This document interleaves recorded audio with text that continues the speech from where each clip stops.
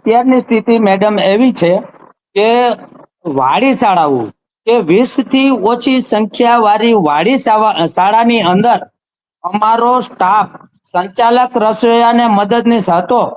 તેઓને ફાજલ ગણી અને ગુજરાતની અંદર 18,000 કર્મચારીને આ સરકારે તો કાંઈ નહીં, શિક્ષકને બીજી જગ્યાએ સમાવેશ કરવામાં આવે છે.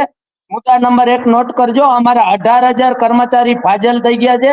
એને કોઈ જાતનું આરક્ષણ નથી અને એના બની બેઠેલા એસોસિએશનના અમારા અમુક પ્રમુખો પણ આ મુદ્દો ઉઠાવતા નથી. 18,000 કર્મચારી વાડી શાળાઓ અમારી 6,000 બંધ થઈ, તેમાં 18,000 કર્મચારી અમારા ફાજલ થઈ ગયા છે.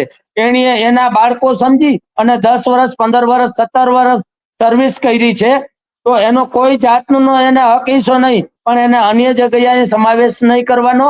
હું તો કહું કરાર આધારિત આઉટસોર્સિંગ, જે જગ્યાએ ખાલી જગ્યા